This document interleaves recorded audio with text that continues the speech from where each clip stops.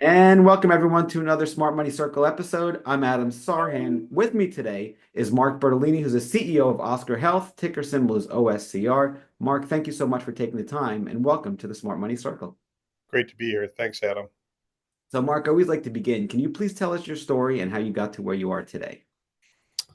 I grew up as a kid in Detroit, public school educated. You know, uh, Went to Wayne State University undergrad. Took me 8 years to get through undergrad because I was working full time. And of course, you work full time, and then you go to school full time, and then you party full time, and something has to give. So it took me a little longer than I thought was what I thought, but I got through. Went to Cornell for my MBA in finance. And was looking at Wall Street when a friend of mine called me and said, "Hey, do you want to start an HMO?" And I said, "What the heck's an HMO?" And he sent me the red herring from the U.S. Healthcare Public Offering. And so we went and started a company in Detroit called Select Care, which we ran for 10 years. Almost ran out of money a couple of times, typical startup. And Learned a lot about leadership, the things they never teach you in graduate school, Love it. about people, right? It's no, we learn all these techniques and skills, but I've never once used a weighted average probability net present value calculation in my career. But anyway, but I learned it, and so I then went on. I retired after we sold the company, and New York Life came after me. A guy named Joe Lina and Cy Sternberg, who ultimately was the CEO at the time. He was running the group division to come and help rationalize the group division of New York Life. And so we took it all apart, created Now Care health plans, ran that for 5 years. Aetna came along, bought it. I retired again.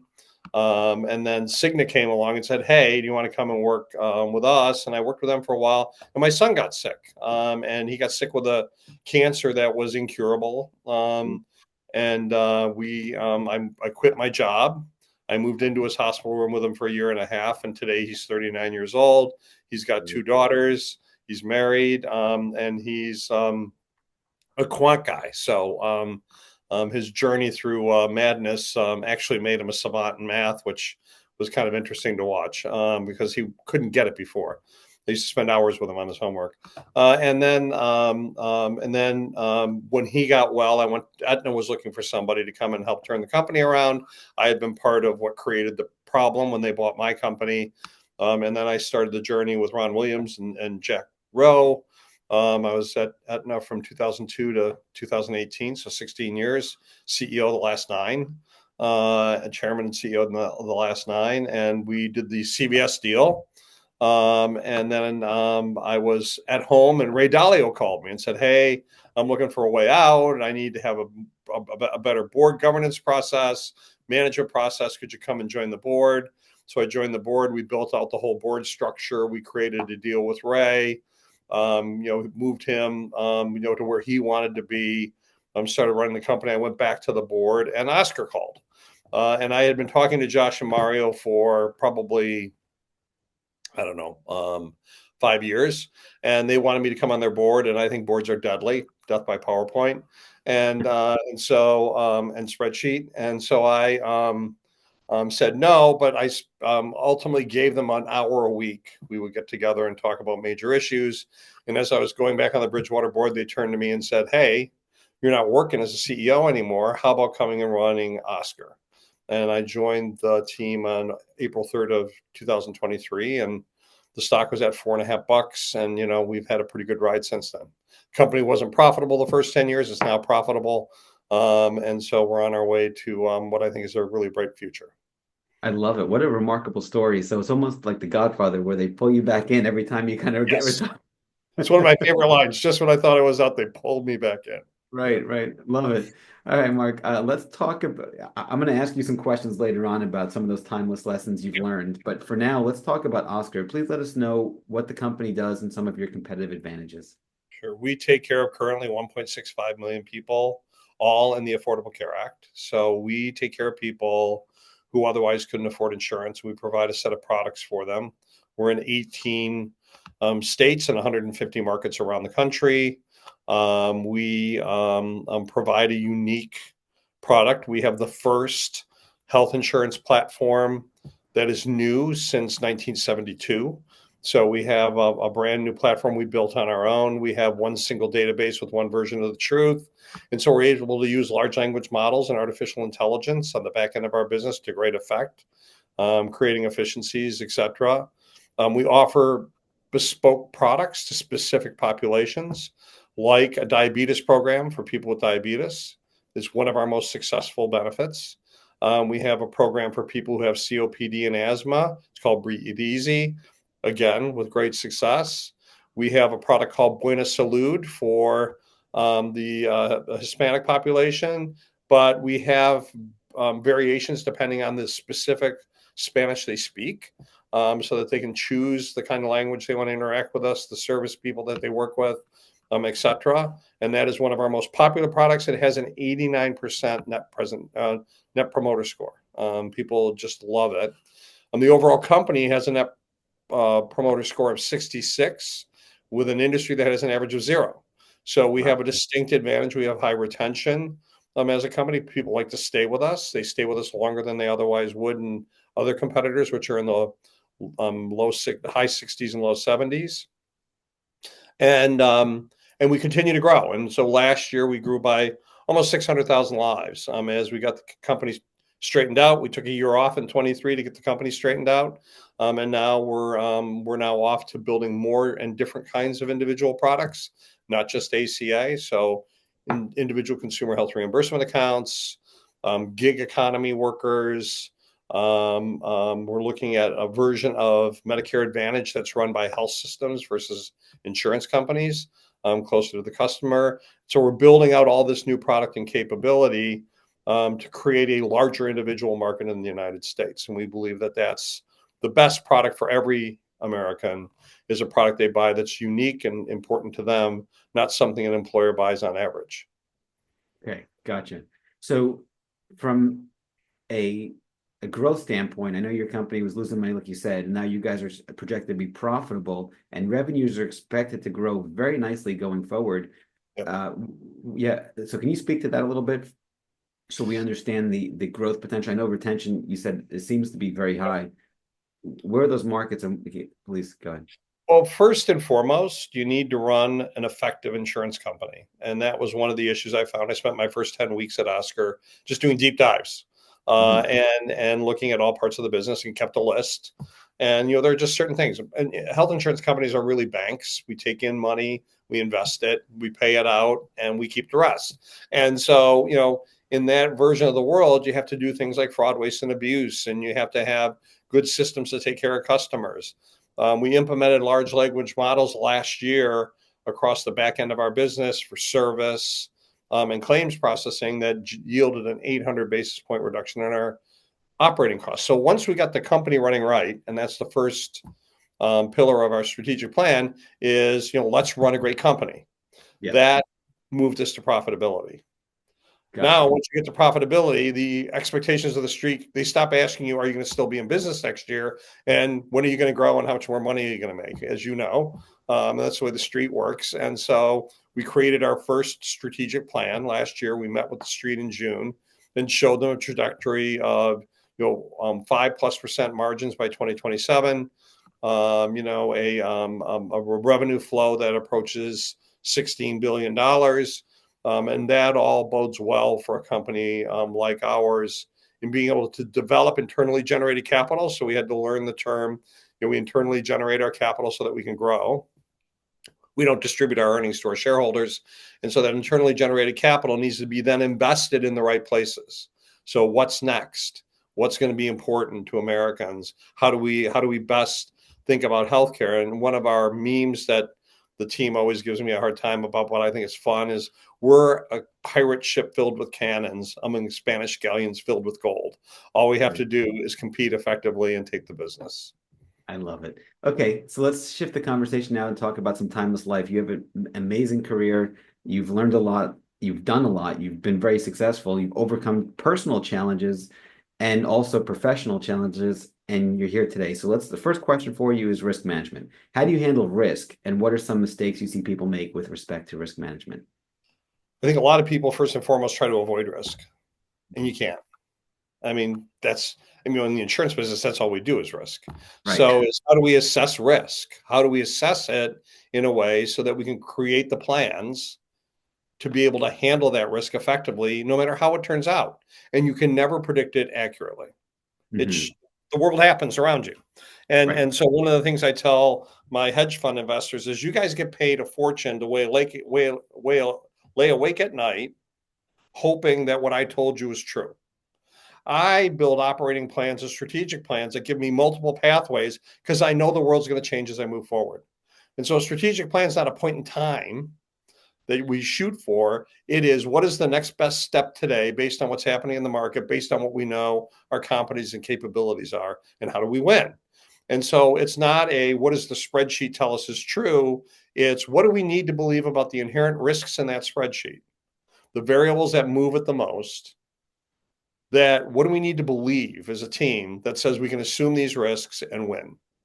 And what do we need to do as in a management process, which is really the most important part? The management process looks at it every day. We get the whole team together every week for a month, or for every month for a week, and we sit and we go through all the numbers, and we say, okay, where are we? Where should we be? How do we think we ought to change? So that's the way to actively manage risk. You got to sort of hug it, and you got to embrace it, and understand it deeply. You have to be intimate with the risk in order to win in managing the risk. Yeah, that is so powerful. Like you said, most people avoid it almost like it's a painful subject and where people don't want to do that one thing. But if they do that one thing, from Ray Dalio talks about this, right? Find that Yep. one thing and just lean into it and then do it. Okay, that's a great answer, by the way. Thank you. Let's talk about timeless lessons you've learned along the way that you'd like to share with the audience and go in any direction, personal, professional, anywhere you want to go. On the personal front, I've never had a goal in my life. I'm going to give you a standing ovation on that one. Please expand. That's the only way to disappoint yourself. And you know and I believe that we ought to play to our strengths and not necessarily our weaknesses. So my strengths are I fix broken things and build new things. I don't really handle making the trains run on time really well Mhm. because I'm going to tinker with it.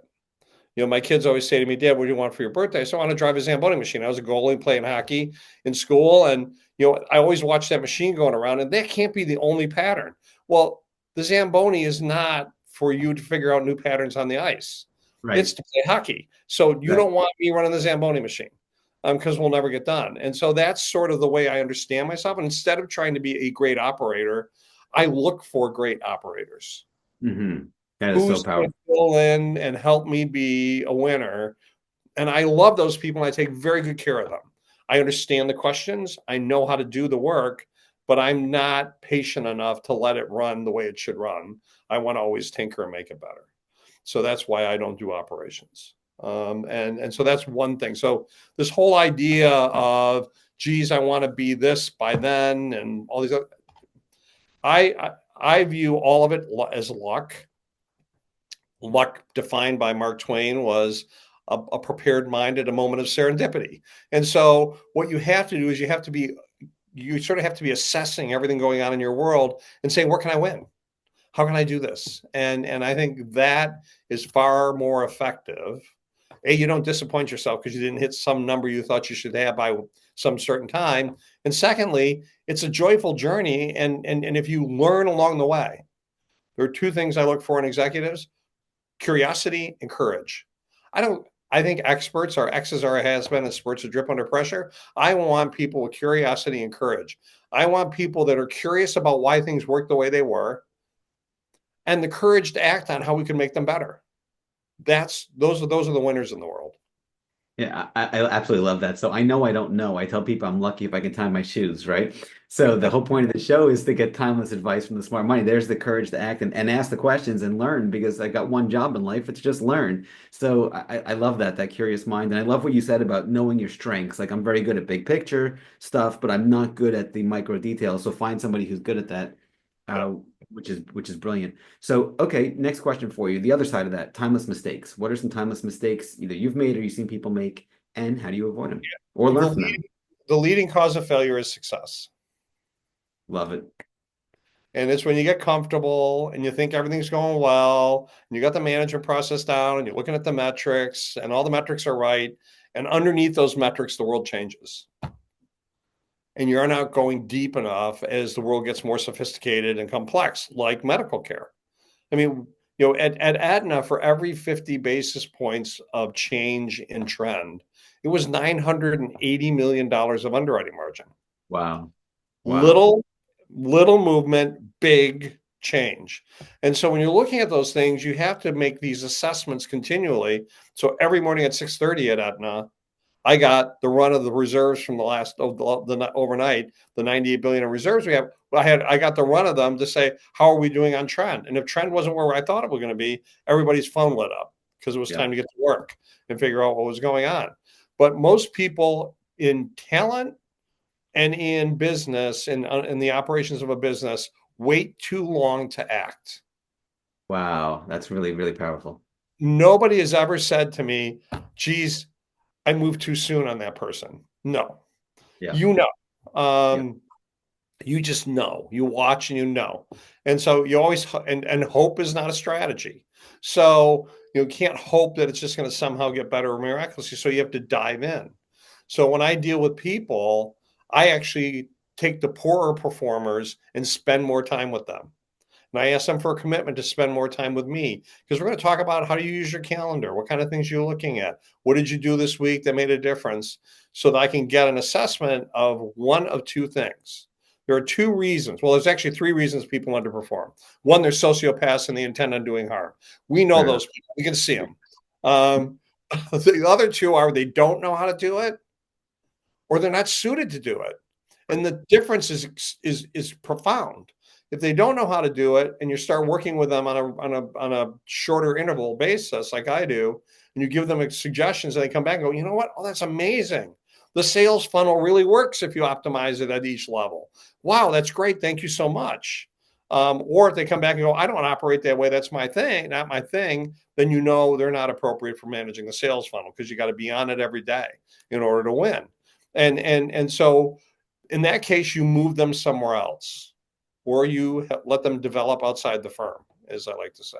Um, and but you can't wait too long because the rest of the organization's watching, going, "Why is he tolerating this, or why is she tolerating this?" We have to act. And that goes back to your earlier point about acting fast, right? If you wait too long, you're not acting fast, and there's that loop. Yeah. Yeah. Yeah. Okay. Uh, Let's go back to an earlier point that you made that I want to touch on. You said you don't have personal goals. So yeah. some people might be confused. Can you please speak to that? Like, oh, well, if I don't have any goals, I'm not doing anything, then there's no growth, there's no ambition, there's no drive. That might be one series of thoughts that come up from that. Can you please expand and say, how do you accomplish and grow without, quote unquote, setting up those goals that are arbitrary and then you disappoint and then so on? Just clarify that, please. So in every organization, there are three main functions. There's the planning process, there's the management process, and there's the talent process. And all of those link together in an economic flywheel. And the great thing about a flywheel is that when it gets momentum, you have to add less energy to it and it throws off cash. It's just beautiful when it goes and when it gets going. And so this idea that the plan's the plan and that's the goal and we have to hit it is frightening. I think the spreadsheet has been the biggest, spreadsheets and PowerPoints have been the biggest tragic part of business in the last 20 years. We destroyed Japan by teaching their students. We destroyed Japan's economy by teaching their students how to use spreadsheets because we have this false illusion that the spreadsheet's true. Right. And it's not. Right. I get that. It's wrong from the moment you put it on paper. What's true about the spreadsheet are the levels of risk and the level of sensitivity to key factors in the risk that matter. And so what I say is it's not the goal is not to hit the number in the spreadsheet. The goal is to put together a plan that you think is reasonable and then put a management process around it that continues to ask the question, why, what, how? And if you keep asking those questions, then you learn more about those risks and you can shift that plan to good effect. You learn along the way. All the great inventions in our country over the last 20, 25 years have not been what they were set out to be in the beginning. They changed as they went along, as they reacted to the market. So if you think a goal from 5 years, I think 5 year strategic plans are crazy because Who knows, right? And so, 3 years is about as far as I'll go with any level of comfort. But I know year three is a fiction until I get closer. But every year we add a third year. And as the third year becomes the first year, it becomes the operating plan because we've now touched it 3 times and it's got more certainty to it. So, this idea of goals as being hardwired, and if you don't get them, you've lost or you failed, is wrong. Goals are directional. It's like sailing in open water. Mhm. You've got the waves, you got the wind, you got the sun, you got all these things going on, and you can't go in a straight line. Very rarely can you sail on a straight line. You vector. And what good operational work is vectoring. And so people can do that personally with their careers. Keep vectoring toward what you think is the ultimate end. Understand that it may change as you go along, and that's perfectly fine. Your world's not over. So this idea of goals as hard set things that you have to achieve, I think, are probably a little too taken too seriously. I love that. So let's talk about leadership. As a leader, multiple times, you've Yep. led organizations, you've grown things. You mentioned earlier you like to turn things around, right, and fix them. So let's talk about leadership. Any lessons you want to speak to about leadership? What makes a great leader? Anywhere you want to go, please. 9 times, most often, 99 out of 100 people sitting in a room with a problem are looking for somebody to make a decision. Right. They don't want to make it themselves. Yeah. Nobody wants to hang themselves out there. And my view is that if you wait for perfect information, you're dead, right? It's too late. Yeah. In the long run, on average, over time, we're all dead. So, and so you have to have this view that let's get good enough, head that way, use the process of managing it on a close basis. So when Aetna missed by 500 million in 2009 because of the economy, we got together once a week for 4 hours, no computers in the room, sat down and went through the numbers front to back and talked about what we needed to know about the business.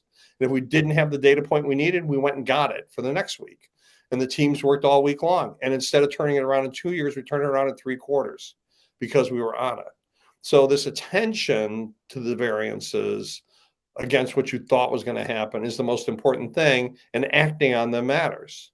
And so I think in leadership, it's like, let's go this way. Now let's put a process around it to make sure that way is the right way and be prepared to shift if we need to. I call it the lever box. So there's like a bulldozer has these levers sitting on this Yeah. box in front of the operator. One makes the shovel go up and down. The other one makes it go side to side. And what we should understand is based on the risks we see inherent in front of us, which lever do we pull when something happens? Hmm. We already know how to act. So we have sentinel systems out there that say, hey, if this happens, lever 2, pull it hard. And that is the way to manage it. And so goals get in the way of that. Interesting. So So I think do you? setting ideas of where you want to be, Mhm. saying that's a wish, but understanding how to move from here to there is far more valuable in getting to where you want to go than anything else. Yeah, I get that. So you're saying it's like the sailing thing, or even if you're in New York, you want to go to Florida, you know you're going south. Now, how you get there, whether you take a bus, you hitchhike, you walk, you fly, you drive, whatever, that's up to you. But let's just get that overarching North Star or the direction going, and then figure out the best, most efficient, fastest way to get You going. probably don't remember this because you're too young, but the AAA used to have triptychs, and they were called triptychs. And when you went to AAA, you didn't say, where should I go on vacation? You said, I want to go from Detroit to the Grand Canyon. And so they would give you this, it looked like a ticket book, a police officer's ticket book, and it had the roads, and they would highlight them in yellow all the way down so that you could look at the map as you went to drive to the Grand Canyon. But they also circled these things in orange on the maps that were Paul Bunyan and his ox babe and his big axe, and the mystery stop and the fudge shop and all these other sorts of things. And they circled them and they put all those guidebooks in the bag, and you went home and you put it down in front of the family and said, we're going to go to the Grand Canyon. How do you want to get there? Right. Right. So it's a curation, and strategy is a curation. It's an active curation as you go along every day. It's a triptych. Absolutely love it. Okay, that is genius. Next question for you, adversity. So all great leaders overcome adversity. How do you handle adversity, and what are some obstacles that you had to overcome along the way? Never waste a good crisis. That's Sorry, powerful. that's my German Shepherd barking in the back. I don't know if you heard it, but so you never waste a good crisis. So crisis is the moment to reevaluate, not to hide. And and of the three reactions to crisis of flight, fight, or freeze, I'm the fighter. I'm always looking, okay, where do I start? And so when my son got sick with a terminal cancer at the age of 16, I didn't run. I had some highly emotional days, but I locked and loaded, moved into his room, and took care of him for a year, and made sure he was okay, and made sure I understood bone marrow transplantation and all the things that needed to happen every day in his role. I met with the medical team every morning. They hated me, but it was my job to do it. So in a crisis, it's an opportunity to learn. In a crisis, adversity creates in you an option to grow. And so I've never had this feeling of, oh, woe is me, this is the end of the world. Having broke my neck skiing and ended up in a coma in 2004, that was a bad thing. You die from that. Yeah. But you don't die from what we do at work. Right. I always tell people, we're not dying from this today. Right. So let's, just hitch ourselves up. Let's look where we're going, and let's figure out how we can make this work for us. So powerful. I had another CEO on just recently, and he said, "What's the worst thing that can happen in life? You die, right? You know that type of a thing." Well, guess what? Even if the business fails, you're not dead. So get over it. Move forward. Right, right. It doesn't even matter. And if you die, Yeah, you don't care anymore. exactly. It doesn't matter. All right, beautiful. Well, Mark, what's the final question for you? What's the best piece of advice you'd like to give the audience or your 30-year-old self? Don't it's a I think I think being an effective leader requires you to be approachable, authentic, vulnerable. You need to relate to others. And in this world today, that's what employees are looking for. And so we get educated along the way. I went to Cornell University for my MBA in finance, and we get educated in a way about how to lead.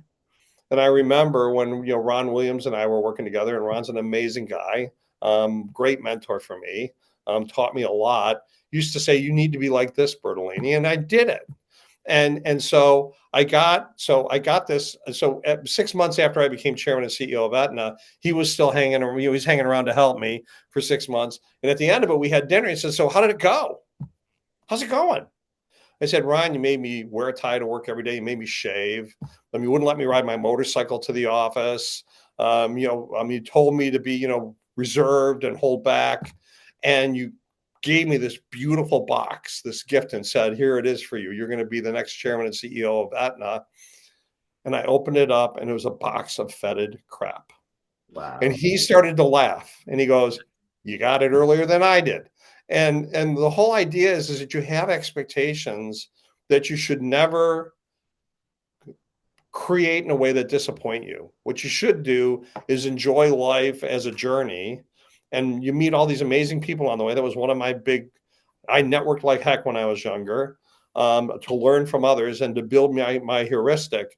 And so I always wish I would have gotten out of school sooner, and I would have started my own business sooner. But I had something to learn in the process, and that was, how to be a screw up in college, get thrown out twice, end up working on the factory floor. I got in a fight with my union steward, and he said, "Kid, if you want to be a union," because I said, "How do I get your job?" Because I rearranged my workflow, and he said, "You got to have a degree, kid." And that's why I went back to school. I wanted to be a union steward in the auto plants. So, and here I That's am. love it. That's a great story.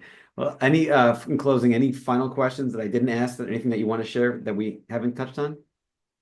Um, I think I think our nation has reached a level of incivility that's highly inappropriate.